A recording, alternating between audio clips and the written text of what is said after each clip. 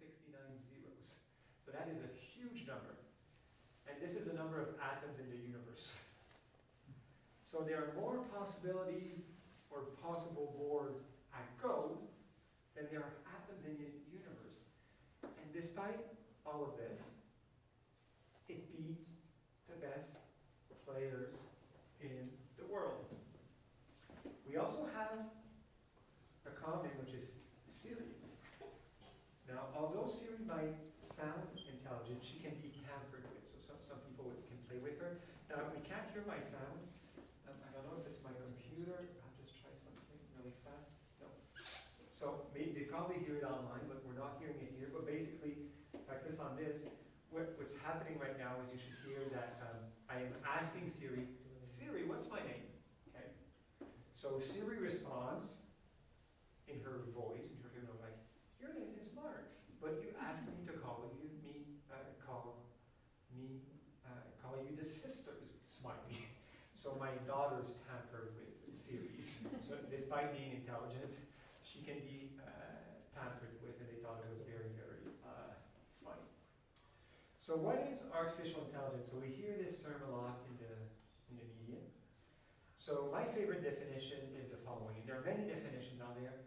It's the study of how to make a computer do things at which, at the moment, people are better.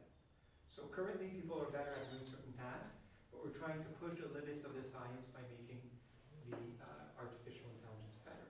So what I'd like to use an example, in the 1940s, people would say that a mainframe computer that could make complex calculation was artificial intelligence. Nowadays, nobody would, if I would show you a calculator, no one would say that it's artificial intelligence. So what we consider as artificial intelligence evolves with time. Nowadays, artificial intelligence are some of the exemplars I'm going to show you today, where human professionals or behavior analysts, for example, are better than computers, but we're trying to push the edge or the limit of the computer to do better than humans can do. Now, I'd like to start with a few misconceptions about artificial intelligence. So I went on the internet to find some headlines from articles about artificial intelligence. A popular myth about artificial intelligence is the robots are coming, prepare for trouble. So it's going to eliminate jobs. They say that in the United States, they will lose 73 million jobs. So it was a highly cited article that said that. Now, I have to be honest, this is a bit of an overstatement, like a lot of the headlines that we see. It's not going to necessarily steal jobs, it's going to change jobs. Now think about your librarian. You know, for the older folks among us, we used to go on index cards, to have to search for the articles, and then you went. And everybody said, with computers, we won't need librarians anymore because it was difficult to find a book, so we needed the librarian's help to how to use the system. I don't know about the researchers out there, about you guys, but the librarian is my best friend, even though the technology has evolved. So their job changed. They're no longer writing cards, or showing us how to use their system. They're helping us to search. They know how to use the keywords, so it's changing jobs. So that's what's going to happen in the economy, is that we're going to have new jobs, and a lot of them will be technologically oriented. Another headline that's an overstatement that I saw was artificial intelligence learns to learn entirely on its own. That was an article about the AlphaGo program. It didn't learn to learn on its own. I mean, somebody had to program and tell it the rules of the game. Somebody had to write the algorithms and tell it how to choose the best models. I mean, it's really an overstatement right now. I mean, and a model can only be, and I'll discuss it a bit later, can only be as good as the data that you provide to it. So I mean, artificial intelligence, if you give it bad data, there's an expression that says garbage in, garbage out. So yeah, it's going to find a pattern, but you need a human to select the correct data to provide to the computer. You need a human to select the correct algorithms. You need a human to do something called or the parameters or the hyperparameters of the model. So I mean, we're far from a computer that wakes up in the morning and says, "Oh, today I'm going to learn about AlphaGo." I mean, that's really not where we're at right now. Another misconception is that the AI are biased. That is, they'll always produce biased decisions. Now, the issue is not, the algorithm is simply trained to make the best decisions based on the data we're giving it. So obviously, if there are some variables that are correlated, for example, if we take in the United States, I want to have an algorithm that will decide whether I should provide a mortgage or a loan to an individual.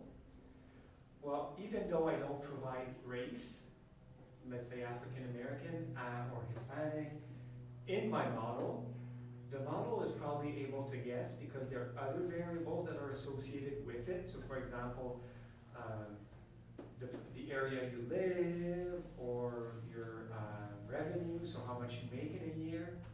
So the algorithm will be trained to make these decisions. So it's not the algorithm per se that is biased, it's more the type of data that we are providing. It's just doing its job, which is optimizing whatever we're trying to optimize with it. Now,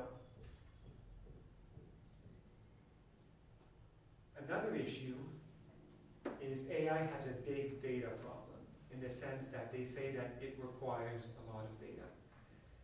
It is true if you're trying to do translation, if you're trying to do image recognition, if you're trying to do like ChatGPT are doing. But in science, there are algorithms that exist that we can use with as few as 50 samples. So you don't necessarily need 1 million data points. You need 1 million data points if you want to use a neural network or something very complex. Maybe not 1 million, we need a lot of data points for neural networks. But there are other algorithms that people tend to forget that you can use in machine learning that will allow you to make really good decisions. Another issue or misconceptions about machine learning is the black box problem. Is that sometimes a machine will make decisions, but we can't explain how it came to this decision. And people are very critique of that. But another black box that we have, and nobody questioned it, is our brain. I mean, we have an understanding of some functioning of the brain, but we can't use the brain to explain the single decisions that we're doing on a regular basis. And despite that, we're still trusting our medical doctor, for example. So our medical doctor, I give him some input, I give him my symptoms, he takes some measures on my body. Then his brain does something to the data that I gave him, like a black box, and then he comes with a diagnosis or a treatment. So it's funny how we have a double standard.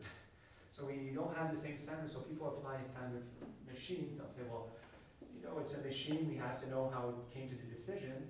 But when it's a medical doctor or a professional, we say, well, we don't need to understand how they came to it, you just have experience. So it doesn't mean we don't need to strive to explain what the machine is all about, but it's something to think about or to ponder about. Finally, this is my favorite one. Experts imagine how robot-led AI apocalypse will play out. Now what I like about this one is that it's not whether it's going to take over the world. The assumption in this article, it's going to take over the world. We just don't quite know how for now, which I think is quite funny. So obviously, AI is going to take over the world, but it's unable to do this. I don't know if you guys have those sometimes. It can't identify a traffic light, but somehow it's going to take over the world. So we have to be, careful.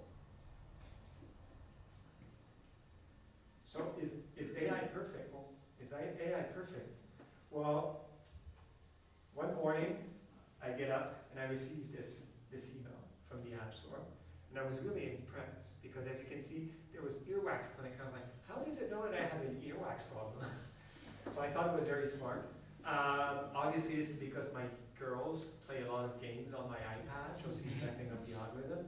But we'll still call this one a success. We'll give it to them. But sometimes, it will make other mistakes. So I know how the algorithms work, so I'm very careful not to let my daughters use my Netflix account, so we each have our account, because if not, it messes the algorithm. And one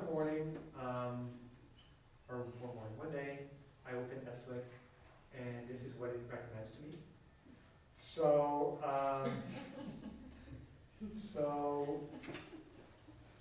obviously, this is a fail. This is a fail. I really don't care what happens to Kirsty, Claudia, Marianne, and Stacy and their board problems. So now, we talked a little bit about artificial intelligence, so what it is, some of the myths, how we can dispel them. So what does machine learning have to do in all of that? Machine learning is one thing that we can use within artificial intelligence. And nowadays, when you hear about artificial intelligence in the media, they're often referring or using it synonymously with machine learning. But that's not quite it. Artificial intelligence can be other things also. So machine learning has a lot of parallels with behavior analysis, or even education or learning in general. So I'll go over a few terms, because I'm going to discuss some of these terms later, and I think it's important to get a general understanding of what they mean. So I'll use the word algorithm. Now, algorithms are just a series of computer instructions that are designed that I use to solve a problem. So that's the basic definition, simple definition. I use them to solve a problem. In the case of machine learning, it's a bit like, an algorithm is a bit like the teaching method. So I'll use different teaching methods with a child, but I can use different teaching methods with a computer. So I could use a support vector machine, I'll explain more of this in a few minutes. I can use a neural network to teach a machine. So there are just different procedures that I can use. And depending on the problem I have, different teaching procedures can be differently effective. Now I forgot to say, I'm seeing my notes, I forgot to mention that just machine learning, I didn't provide a definition, but to me it's just a series of computer instructions or algorithms that are designed to detect, predict, and use patterns in data automatically. That's all that it is. So we have our algorithm. Then we have our models. So when we train, we use the algorithm, we give it data, and we're going to talk today about one form of machine learning. There are many forms, but we're going to talk about supervised machine learning. Okay? So supervised machine learning, I give both the input data, and I give it the output data also, so what it should give me as a response to test it out. So I give these correct responses and the input data to the computer, and then it develops a model. So the model is basically a learner. You can have many different models for a same problem, and even for a same algorithm when it's randomized. So some models are better than others at identifying or at predicting what we are trying to do. When we teach the computer, we give it samples. So we will give it a lot of exemplars of what we're trying to teach. The big difference between machine and, to reassure you, sometimes people are saying, machines are becoming smarter than humans, but I'll give an example is if I want to teach a computer a cat, what a cat is, I'll need to give it a lot of pictures of cat. Okay, so these are exemplars. But what's impressive is that for those who work with kids with disabilities, like me, I used to work with kids with developmental disabilities, even the ones who struggle more with learning, I need to teach them cat, I need to show them, 5 to 10 exemplars for it to be able to differentiate what a cat is and to learn what cat is. The machine learning will need 1,000 exemplars. So we're still smarter. We need a lot more exemplars than we do to learn. I see it often in my work. For some tasks, they need a lot of samples. And the input data that I give to the computer is called the features, or in behavioral terminology, it's the discriminative stimuli. So it's basically, what do we use to identify or to come to a conclusion about some data? So what do I use to predict or to identify what I'm trying to do? So we call them discriminative stimuli. So I'll give you a few exemplars later, but if I'm trying to predict whether a treatment is effective with a given individual, well, maybe the age of the individual is a feature, his current functioning, his IQ, so these are all features. It's what I give to the model to predict. And then I have the class labels. The class labels are basically the correct responses. So I tell them, well, if a child has these characteristics, I'll give it a 1 if the treatment is likely to work, or 0 if the treatment is unlikely or will not work. So I give it the correct responses for it to learn. And we have predictions. So predictions are just the model's response, or the model. So we'll take the input data, it will provide a response, and I can see whether this response is matched to the true reality. And finally, I won't go into much detail today, but just for those who are interested, we have hyperparameters. Hyperparameters are the algorithms. You can modify things about them. So you can modify the shape of the function, you can modify the number of layers, the number of neurons. So this is what we can manipulate. And they're like teaching parameters. That is, you have your algorithms.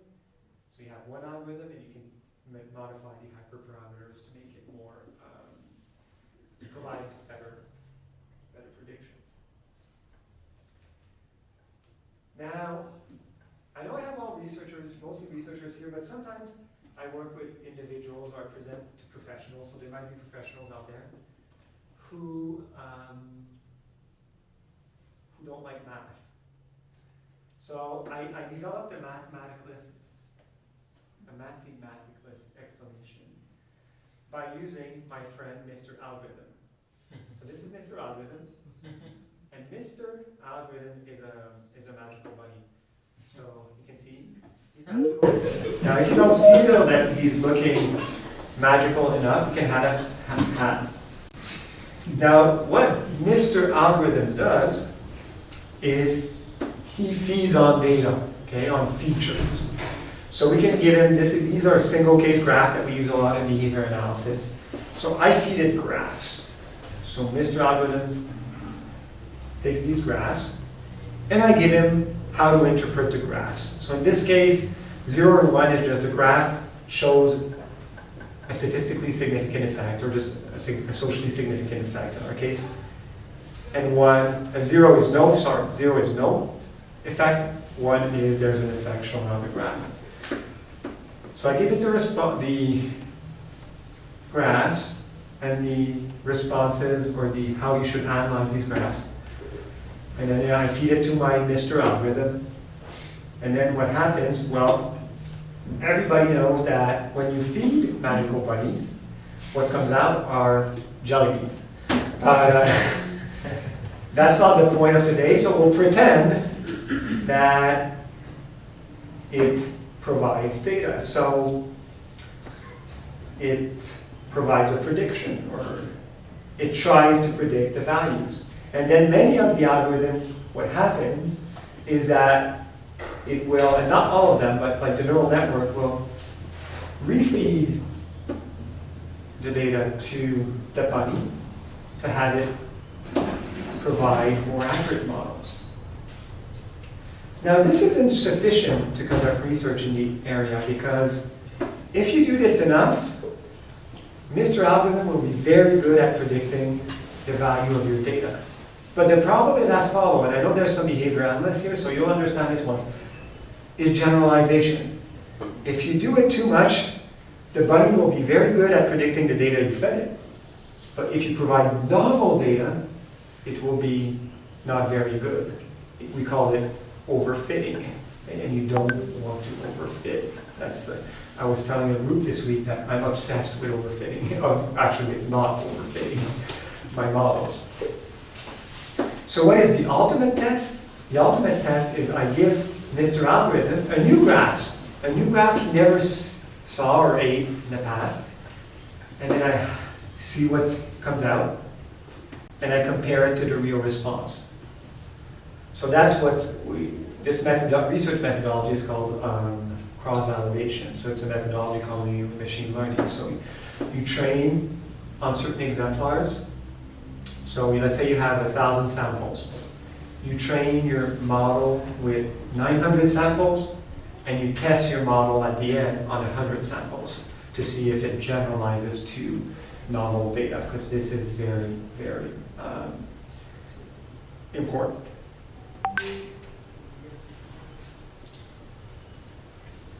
For the more mathematically inclined individuals out there, and I think this is the majority of my crowd today, well, here are a few of how they work. Now, one example is the support vector classifier.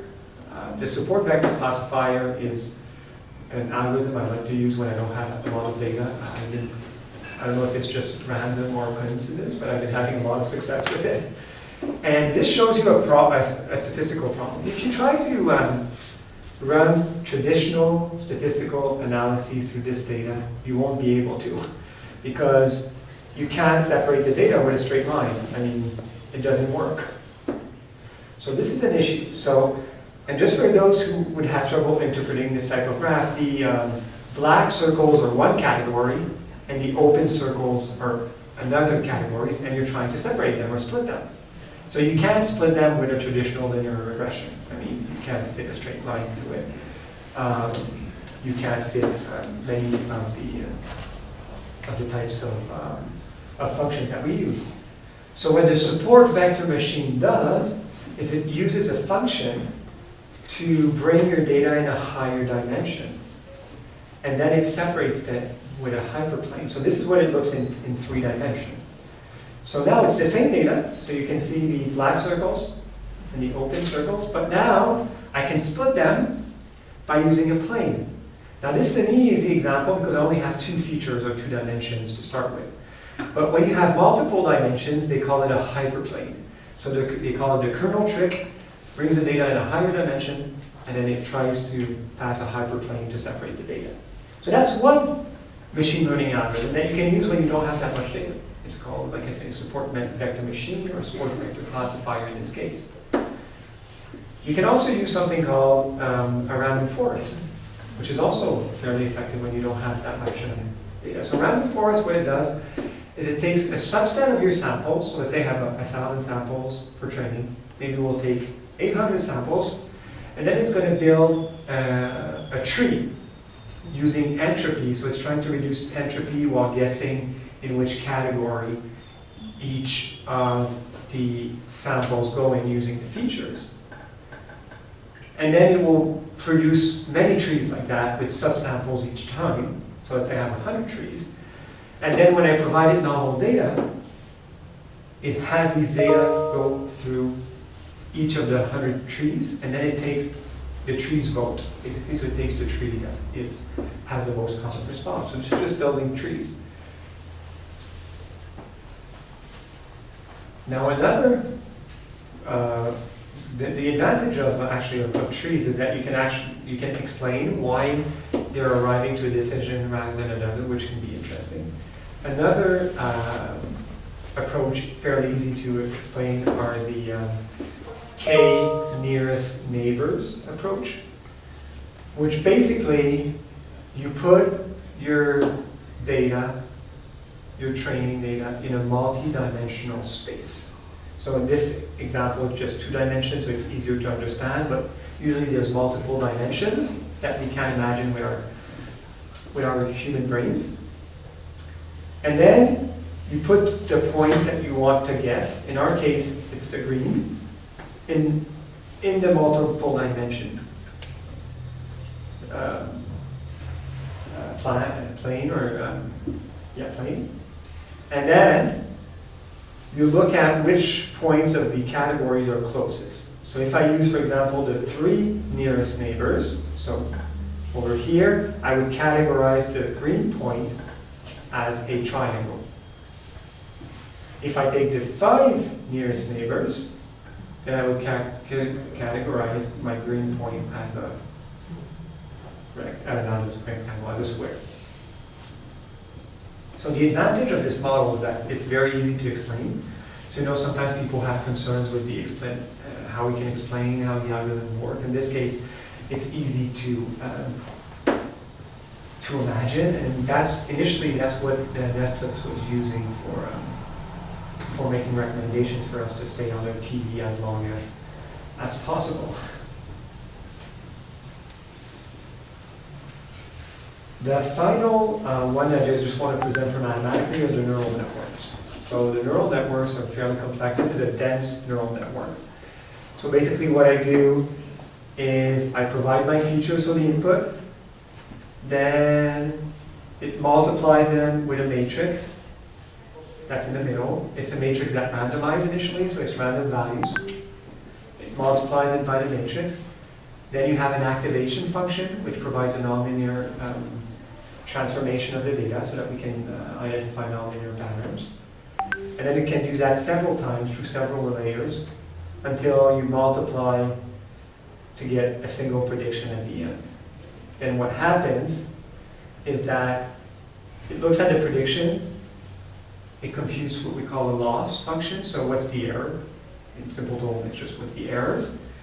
Then it looks at the gradient of the error, so really the derivative of the error. So there's a lot of, this one mathematically, there's a lot of linear algebra involved as well as calculus. So it does a derivative and then it back propagates this error here to improve the prediction, and then it goes back. So it's like a loop. So it really functions as a loop. It updates itself. We have to be careful with these algorithms not to overfit, because they can be able to fit the data very tightly, so it'd be very precise. But when comes times to generalize, it's a bit more of an issue.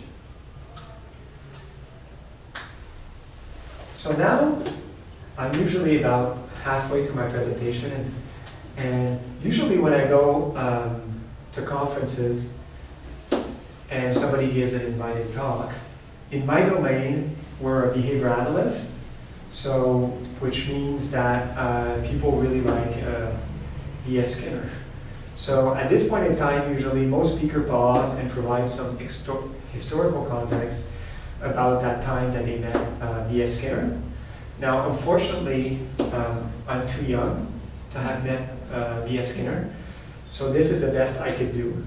So this is me with a cardboard version of B.F. Skinner. Now, this is the nice version. This is the creepy version of me meeting Skinner. So for those who are interested, he's in Boston, near Harvard University, a small cemetery. So, so I have met B.F. Skinner.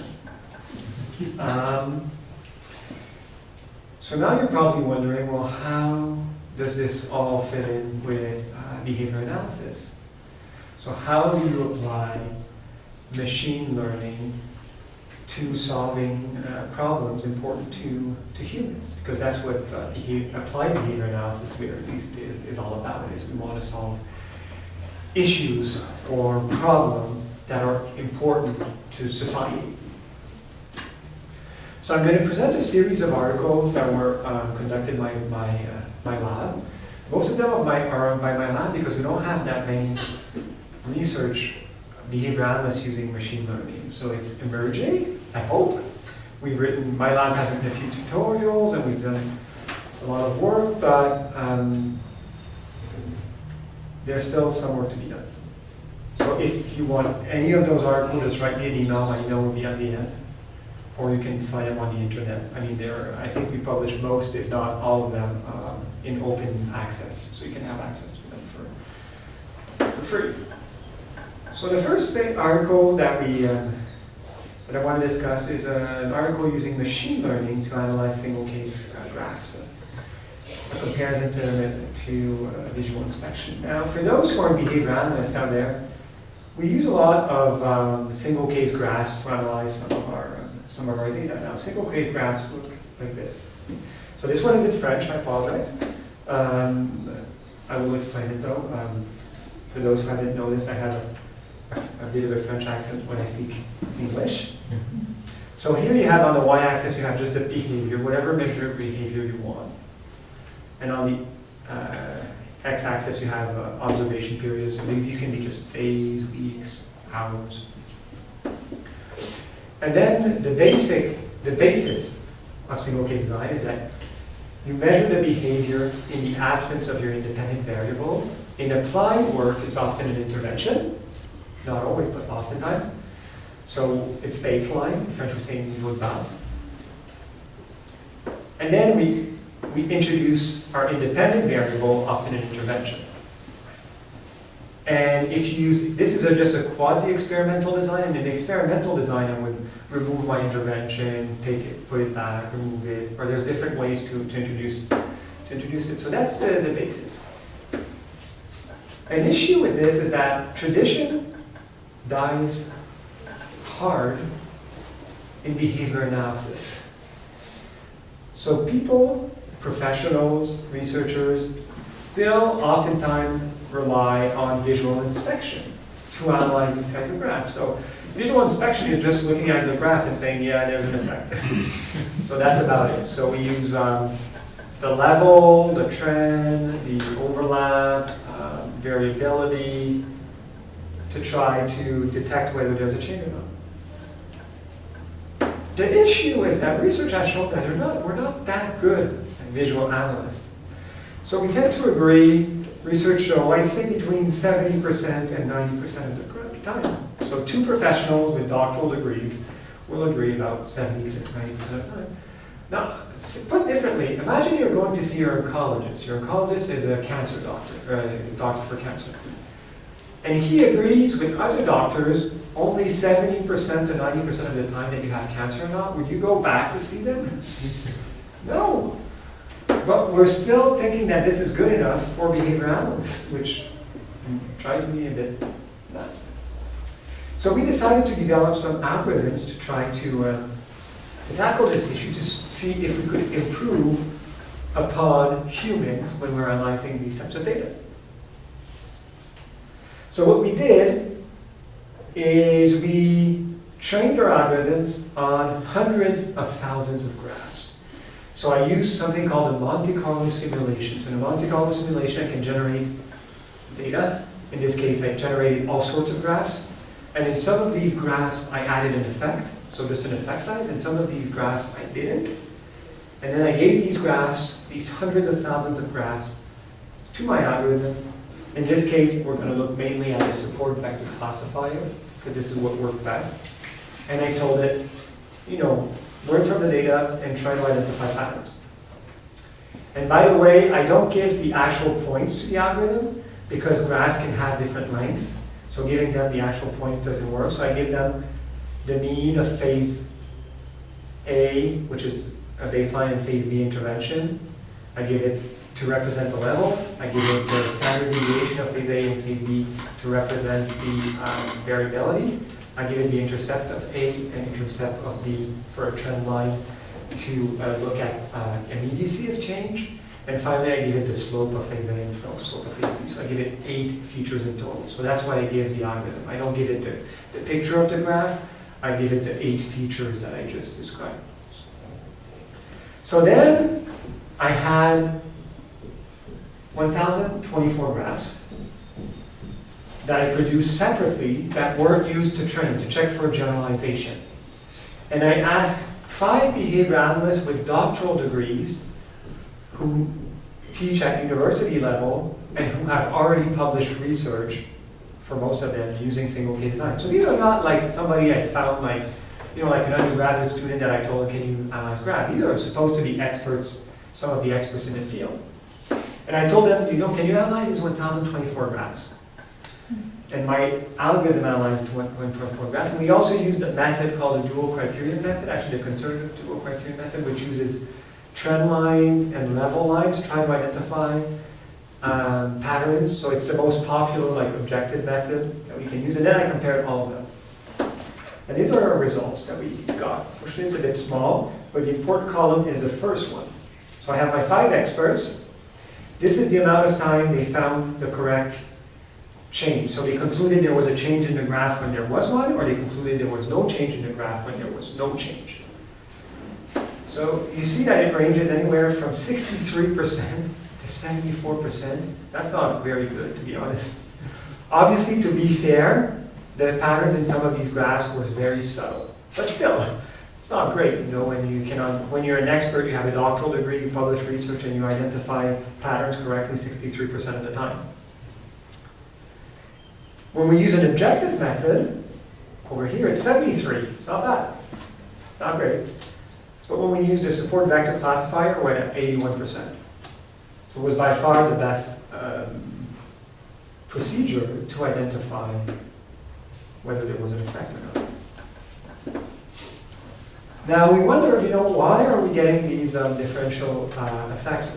What's happening? Why are experts having so much trouble? So we did a graph of type 1 error rate and power. Just to, a brief reminder, type 1 error rates are false positives. In our case, you conclude that there's an effect in a graph or a change in a graph when in reality there is none. That's a false positive. And power is the probability of detecting a true effect when it's present.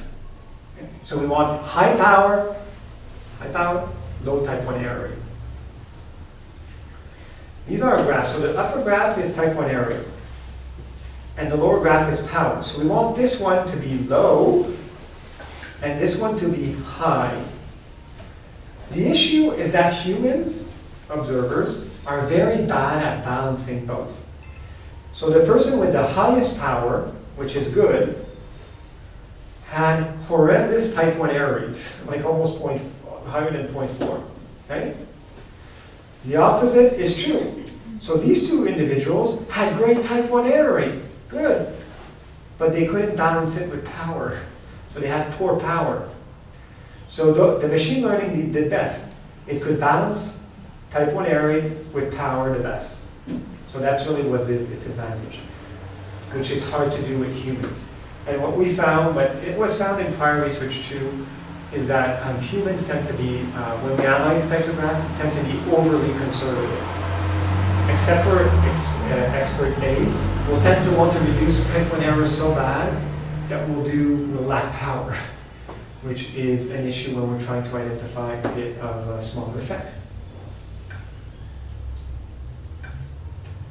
So this is one example of how we can apply in clinical work, because we, as behavior analysts, we actually do this in clinical work. This is like real, when I intervene with a child with autism or with a developmental disability, I do these graphs, so it's a way to help improve.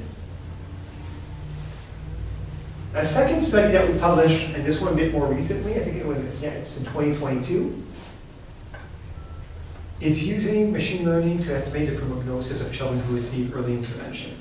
Now, for those who are not familiar with autism, the best practice for children with autism who are less than 6 years old is to receive early intervention.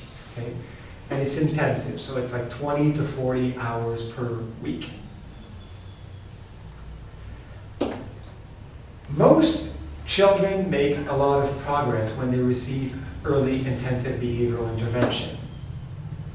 However, an issue is that not all children make equal progress, and some of them will improve, but not compared to a standardized measure. In the sense that, you know, if you're 3 years old and you score 40 on IQ, and then you score on 40 on IQ at 5 years old, you make progress. You learned something new. If not, your score would have went down. But you haven't went beyond or improved beyond the standardized measure, which is really what we want. So an issue for professionals is, how can I identify better who will benefit most from the early intensive behavioral intervention? So what we did is we had a colleague who had a sample of more than 100 individuals with with autism who had went through early intervention. And what we did is we tried to predict using their baseline score, so at intake, using their intake scores to predict their scores 1 year later after receiving the intervention. So our features, in this case the input data, are the data that they had at intake, and the output is how much progress they made 1 year later. So for example, as input we gave age, we gave the intellectual functioning, the level of autistic symptoms, the level of adaptive functioning, the family income, and the gender. And the family income is one that plays an important role. And the output was whether their score on adaptive functioning improved, so the standardized score improved after 1 year, or whether it did not improve, and whether autistic symptoms decreased or did not decrease after a year. So we were trying to predict in the future using these data. And what we found is as follows, and we tried many different algorithms. I won't go into the details of all of them, but this is what we found. So if we randomly tried to pick whether they improved on the score, so let's say I went randomly, I have a 54 or 55% probability of guessing correctly. Why is it bigger than 50? Because there are more that improve that don't improve. So when I do random sampling, it increases a little bit because I could just guess the same goal score all the time. When using machine learning, I can improve to about 68%. So I'm able to predict or identify 2/3 whether they're going to improve or not. Is this perfect? No, this was a proof of concept. Please do not use this algorithm or model in applied research. This is really just to see if it were possible. And when we try to predict autistic symptoms, it's a lot weaker, so it's around 64%. So this shows two things. First of all, there's something there, so there's probably a way to predict it, but given that it's not very high, we need more data, but more data won't do alone. We also need to identify other better features, because the features we were using were doing okay, but they weren't doing great. I mean, it's not clinically, right now, I wouldn't use this tool because it only does a correct prediction. In the best of cases, it will identify correctly 2/3 of the time, but it will make a mistake for 1/3 of the children, which is not best. But it is better than random. So this was really published as a proof of concept to say people, listen, hey, look, you can do this. Try with other features. Try to push the boundaries to see where we can go with these algorithms.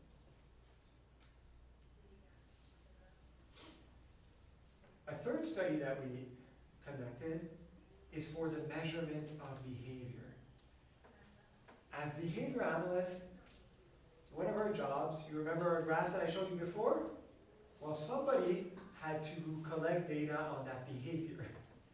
So that is a huge challenge because it's very expensive. I often give the example, if I want to measure like stereotypy, which are repetitive behavior that children with autism or an intellectual disability would do. So stereotypy would be like clapping their hands, rocking, twirling.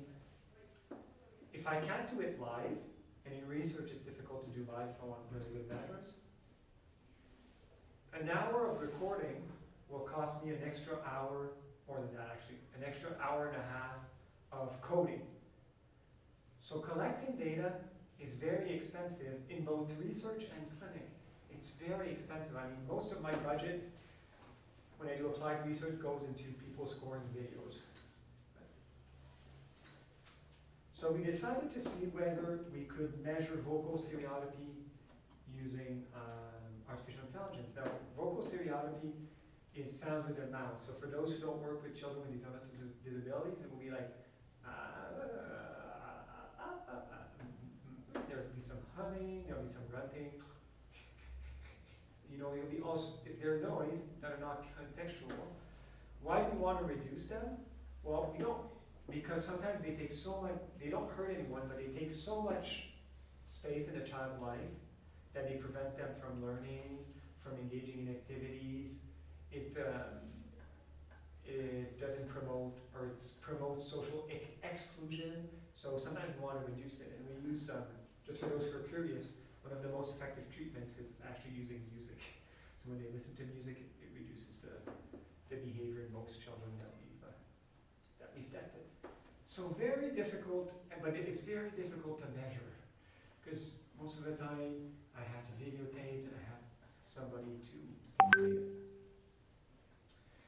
So what we did in the study is I had data from 8 children for a total of 142 sessions and 27 hours, so more than 27 hours of recording of children engaging in stereotypy in different contexts. About 25% of these sessions had music in them. Why? Because these were from my research projects and we were trying to reduce stereotypy, so some of the sessions had music to try to reduce the behavior. So we gave all these data, we separated second by second, we measured whether there was stereotypy or not. And then we tried 3 approaches, and I'm just going to show you one today. So first we tried to use 7 children to to measure the vocal stereotypy of the 8th child using neural networks. So it was a neural networks, I think it's sampling every 0.1 second of the data for 1 second, and there were 26 features for each 0.1 second, so 260 features per second.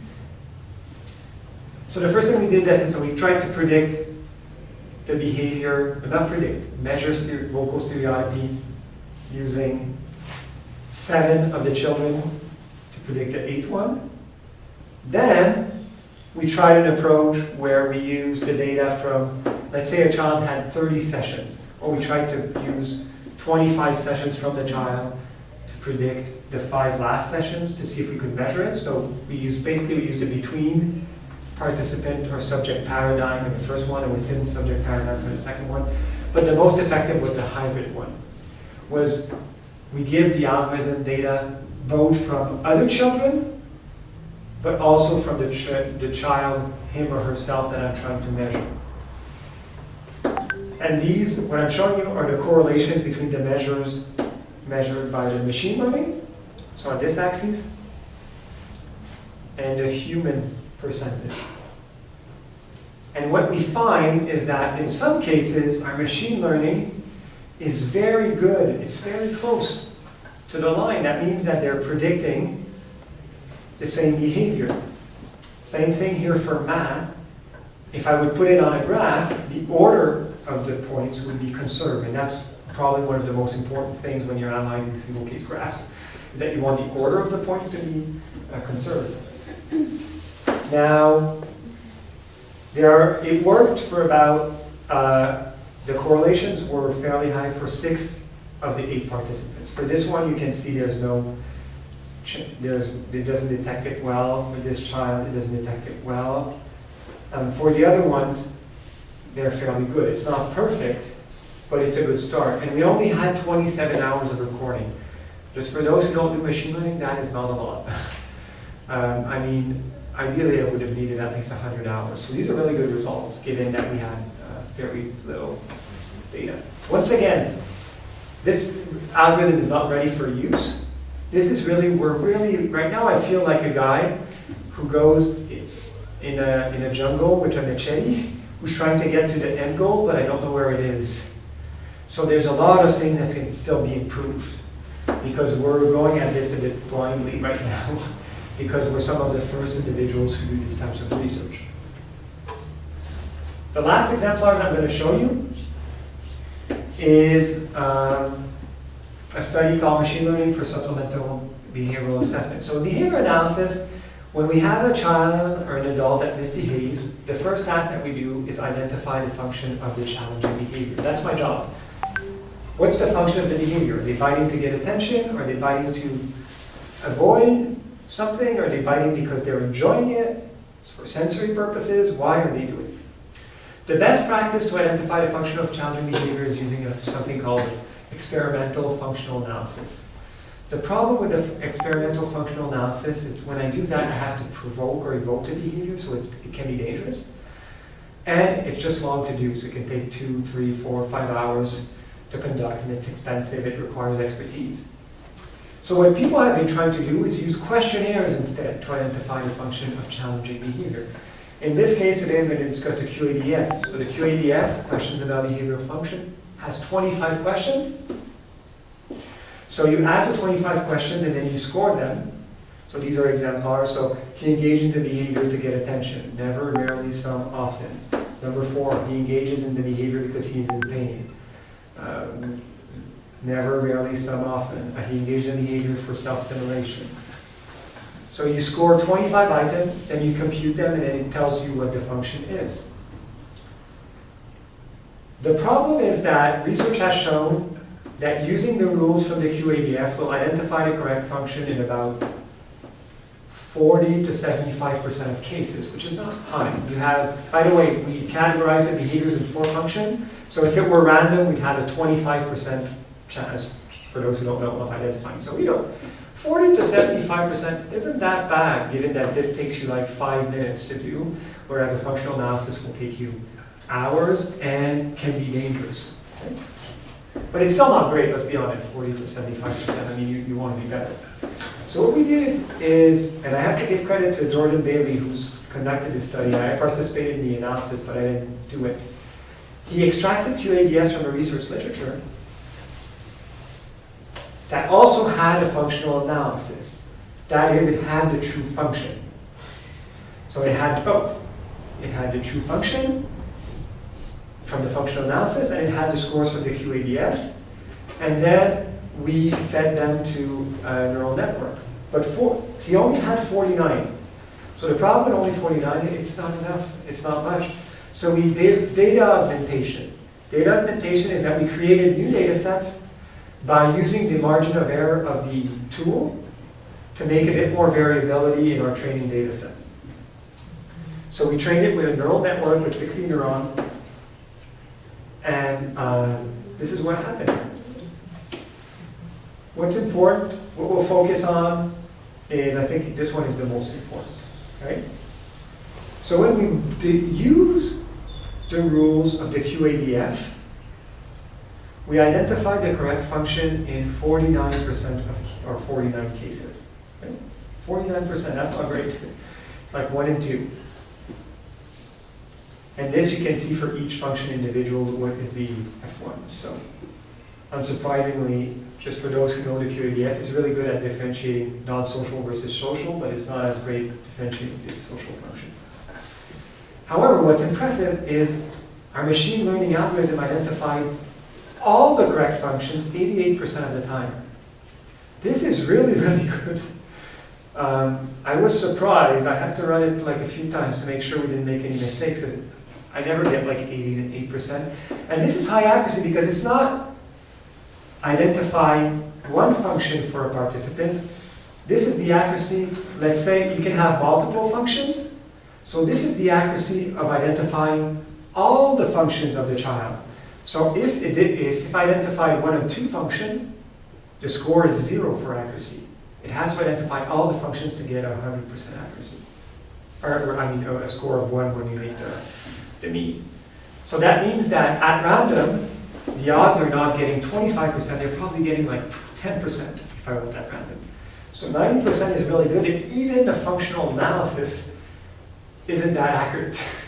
So we were really, really impressed. So that shows how we can use machine learning to improve current assessments. So we have many assessments that we use that are good, and I can think of some for autism, for other disabilities, where the assessment will identify 80% of individuals with anxiety or 80% of people with depression. Well, that's by using the rules developed by the researchers. But maybe we can apply machine learning and get even higher identification rates on these measures. So what are some of the benefits of using machine learning? Well, first of all, I like this site, I am Chloe, which is a meme. So wait, what? Visual analysis isn't reliable? No, it isn't. So we can improve it using machine learning. And by the way, I have a postdoc that was studying with me. I showed her a picture, and she's like, when you show this picture, you have to tell everybody that that car seat is not set up correctly. She's like a certified child seat inspector. So she's like, Chloe's head should be at least 3 centimeters from the top, and the straps look like they're in the slots that are too low. So please do not install your car seats like that. We can identify nonlinear relationships. Machines are not affected by MOs, common MOs. So MOs are motivating operations. So, machines never get drunk or never get tired or never get anxious. And it's an important thing because sometimes as professionals, when I make a decision, it will be affected by whether I'm tired or not. Even though I don't want it to, it is affected. I'm more tired, so I'm more antsy or more anxious, so I will take a different clinical judgment. And it can improve our accuracy and our precision. Is it perfect? No. Sometimes machine learning will make take a very stupid decision, like this one, which is like you're pregnant. If you prefer, and you can relate, it's me. So obviously I can't be pregnant. I've been using the calendar method for years.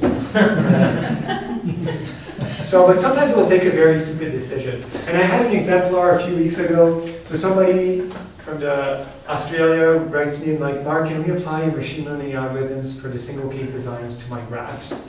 I'm like, sure. I'm like, they do really good. I applied to one of her graphs, had a clear change. No one would ever argue with that. And my algorithm said, no, there's no change. So I took a stupid decision. So even though on average it's better, sometimes it will take a decision that a human would never have taken because there's a variable that wasn't considered. So we have to be careful. You'll still need quite a lot of data, so you have to be careful. So I mean, yes, sometimes getting 50 samples can be difficult with some problems that we work with. So sometimes we won't have enough. So we were working this week with some data from rats, and I mean, we had only 3 rats per condition. Well, it was extremely hard to train some of these algorithms with only 3 rats. So you don't need 1 million, but you still need enough data to be able to see some of the differences. Again, you have to be careful with overfitting and underfitting. I mean, that's always an issue. So this is an example of overfitting. You're so close to the data that when you try to generalize, you won't be able to see it. This is an example of underfitting where you can do a bit better, and this is optimal fitting, but it's not an easy task to do despite what we can do. And it's not a miracle solution either. I like this little cartoon which says, like our field has been struggling with this problem for years. Struggle no more, I have algorithms, and then 6 months later, wow, this problem is really difficult. So it's not, sometimes you'll hear in the media how it's promising and how it will change the world, but there are still some, some challenges that need to be addressed. So on that note, I will end by thanking my funders, so the Fonds de Recherche Santé du Québec, which funds part of my salary, so I need to be nice with them, and the Institute of Health Research, Canadian Institute of Health Research, who funded the data I collected for one of these studies. So here, I like to leave people with a nice little cartoon. You have my email down there. And I hope that my talk, to the very least, will make you think twice the next time that you pick up a jelly bean. So on that note, thank you.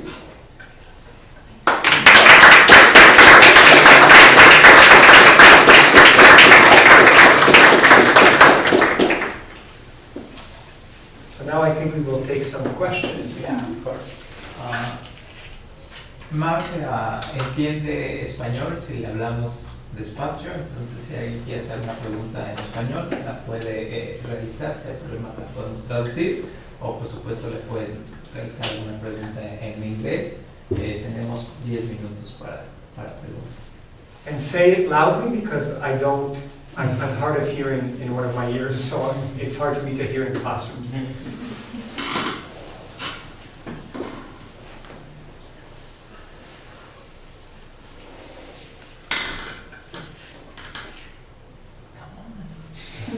That's okay if they're not also. You can just go eat. Well, if there are no questions, please feel free to come and see me at the end if you were, oh, there's one. Yes. See it. Doctor, yes. First of all, thank you for your presentation. It was excellent, very interesting. I want to ask you, I understand that we can predict with a good model, we can predict the data in the future. If some, for example, some treatment or etc. can mejorar, it can be Yeah, better effectively. yes, the behavior of some specific problem. But it's possible that we can know what of the features are the most important or have the more weight to explain the prediction. Excellent question. So yes, there are some tools that exist nowadays for certain algorithms to look at how much weight each of the features carry. So for example, you can do it with a random forest. There's a way to look at what features are playing the most important role. You can do it with neural networks. There are some programs that look, it won't tell you exactly how it's producing, but it will tell you the weight of that feature. And I didn't discuss it today, but one of the big challenges of machine learning when we apply it at researchers is feature selection. So, this week, I'll take the example, I think it's like 87 features for each rat and for each session. Do I take the 87 or do I take fewer? Exactly. And contrary to what we can think, taking fewer can sometimes make better models than taking all of them. So you have to have a good feature selection procedures. So you can rely on filter-based methods, which involve like using, for example, traditional statistics to look at which one are most significant. So I showed this week, for example, how you could use like the most highly correlated variables, and then that you can put that in your model and it can improve. Some people will run a logistic regression, but not, a logistic regression can also be machine learning. It just depends how you use it. But you can use logistic regression to identify predictors with a p-value, and then from this logistic regression, you can use the ones the lowest p in your models. But yes, you can start seeing what features, but it's still difficult to know how they interacted exactly with your data. Okay, thank you. Welcome. Yes? Thank you, Doctor. I'm going to try to talk to you in English. It's not a question, it's your comment. We are now working with machine learning in behavior rats, and we are comparing the use of classic statistics and machine learning, and we can find in the PhD thesis of Isidro that machine learning used to find some behaviors that we can see with the statistic analysis, with the classic statistics. So I think that is difficult. At the beginning was difficult because when we send an article using machine learning, the reviewers say, "Oh, no, are you crazy? Why are you doing machine learning if you only have some rats, 9 rats per group?" So, but with the time and with the use of the machine learning, now it's more easy to send the articles. Well, that's good news, that it's getting easier to send articles, and we have faced similar issues with sending machine learning articles. So sometimes the reviews don't quite understand what we're trying to do because the paradigm is not exactly the same as like inferential statistics, for example. So they'll be like, well, why are you doing that? What is causing the behavior? Well, that's not the question that I'm asking. So it is a challenge, but you are correct that people are getting more and more accepting, and people have to realize too that with 9 rats, you can still you could have 20 sessions per rat, you can still have sufficient samples. A sample doesn't need to be one rat. A sample can be sessions, and that's what we've been running this week. We've been using both rats and sessions, a bit like my kids with autism. I had only 8, but I had a lot of repetitive measures, so it is something possible to do, definitely.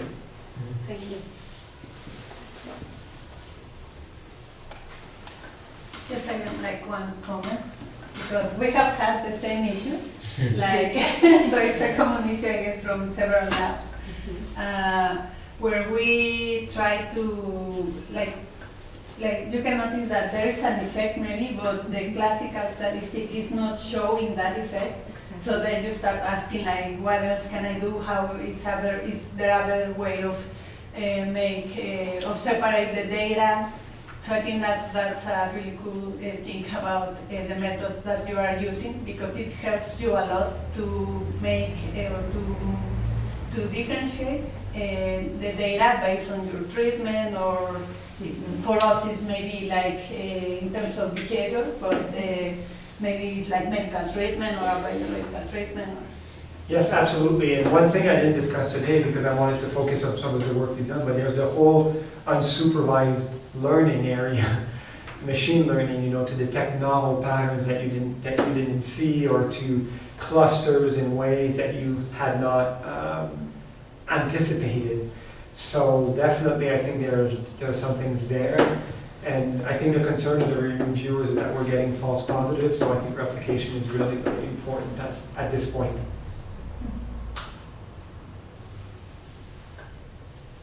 I have one question.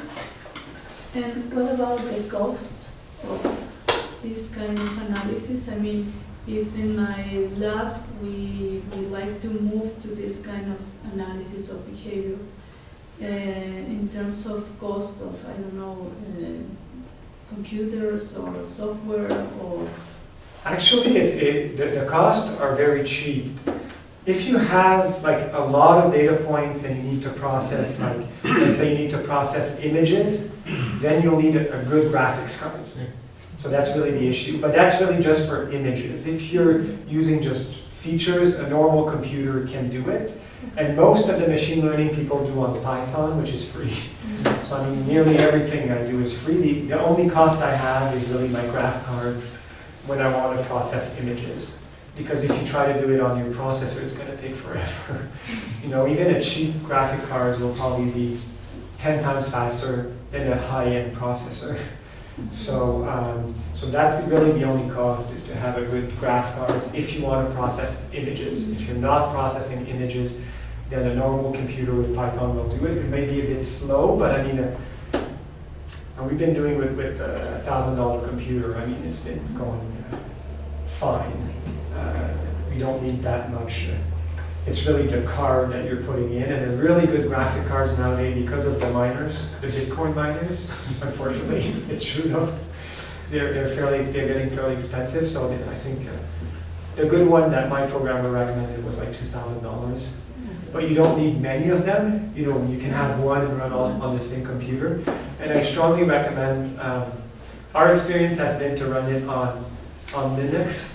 So it's a bit of learning at the beginning, but you gain a percentage of speed once again that are going well. So I do most of my stuff on Windows, but when I have something very intensive like images, like when I use, there's a program you probably heard, DeepLabCut, to analyze the paw movements of the rat and its position, then I'll use the Linux with the graphic cards to do it. And the training, also we need the training. Yeah, that's it. It's the training that, because once you have your model, you can use any computer to test it. It's really training the model that takes a lot of, with the neural networks. Yes. Because the other algorithms you'll use with fewer data usually, so, because the advantage of the neural networks is really that they go fast when you have a lot of data. That's why it's so good for for image processing and for translation, because there's a lot of data coming in. But if you don't have that much data, sometimes the other algorithms will perform as well, if not better, but they're too slow on large amounts of data, which is an issue. Thank you. Again. See, actually, we are working with, here in the university, this thesis, we work with the Artificial Intelligence Institute and the Faculty of Mathematics. The program was WECA. Well, the doctor is the specialist, and Lorena, well, they are the specialists in artificial intelligence. We just work with the rats, and we create the experiment, but they analyze the data.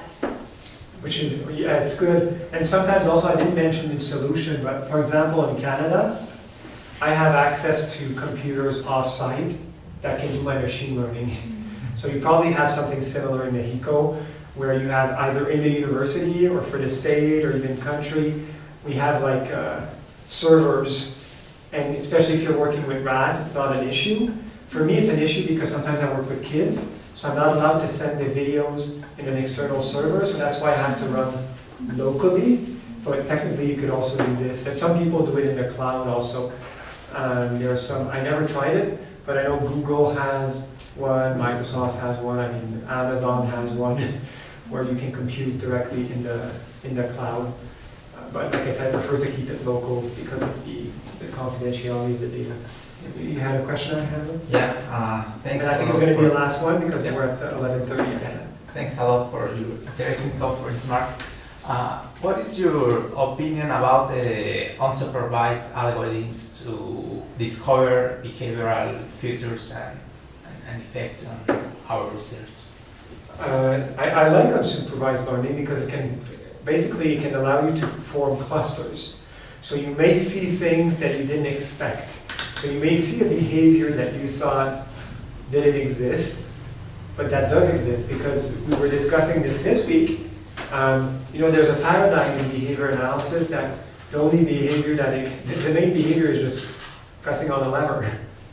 But there are probably other subtle behaviors that exist that we're not using right now because we don't think that they're important or because we can't see that they're differentiated across conditions. So unsupervised learning can help us see if we're missing something.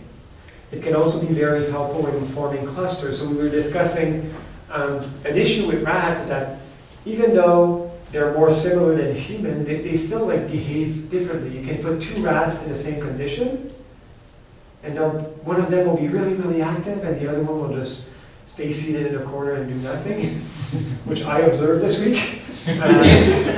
But if you can try to sparse out these types of patterns that one is obvious, but you may have more subtle patterns that you're not seeing, the unsupervised might help you do it. Like I said, I prefer supervised because I feel that when you have less data, supervised probably will do better because you're giving it the correct response and what to look for. When unsupervised, you're not telling it, so you need more. But I think it's a really interesting approach to use like these, so you probably have in mind. Thank you. Well, thanks again, everyone, for being here, and have a nice weekend.